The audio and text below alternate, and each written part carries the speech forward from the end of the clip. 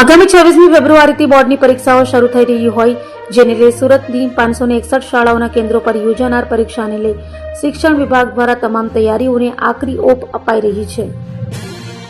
આગામી 26 ફેબ્રુઆરીથી બોર્ડની પરીક્ષા શરૂ થશે ત્યારે સુરતની 561 શાળામાં અલગ અલગ કેન્દ્રો પર બોર્ડની પરીક્ષા યોજાનાર છે। સુરત જિલ્લા શિક્ષણ વિભાગ દ્વારા તમામ તૈયારીઓને આખરી ઓપ અપાઈ રહી છે। સુરત જિલ્લા શિક્ષણ અધિકારી દ્વારા બોર્ડની પરીક્ષાને લઈ તમામ તૈયારીઓ શરૂ કરાઈ છે, જેમાં વિદ્યાર્થીઓ પરીક્ષા ખંડ સુધી સમયસર પહોંચે તે પ્રમાણેનું પ્લાનિંગ, જે શાળા નજીક ટ્રાફિક જામ થતો હોય તે શાળામાં નંબર આવ્યો હોય તે વિદ્યાર્થીઓ 45 મિનિટ વહેલું નિહાળવા અપીલ પણ કરાઈ છે।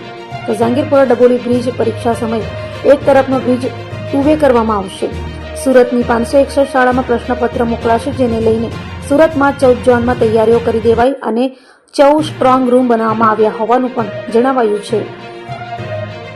561 શાળાના પ્રશ્નપત્રો 14 ઝોન કક્ષાએ રાખવામાં આવ્યા છે। 9 એસએસસી ના ઝોન નક્કી કરવામાં આવ્યા છે। આ ઉપરાંત 5 જે છે એચએસસી ના ઝોન નક્કી કરવામાં આવ્યો છે। આ બધી જગ્યાએથી પ્રશ્નપત્રોનું વિતરણ થશે। આ માટે તમામ સરકારી સ્ટાફની જે નિમણૂક થઈ ચૂકી છે। આ ઉપરાંત સરકારી પ્રતિનિધિ પ્રશ્નપત્રની શાળામાં જનાર છે એ સરકારી પ્રતિનિધિઓની પણ મીટિંગ આજરોજ શરૂ છે, જેથી કરીને એમને પણ નાની નાની બાબતોથી અવગત કરી શકાય છે।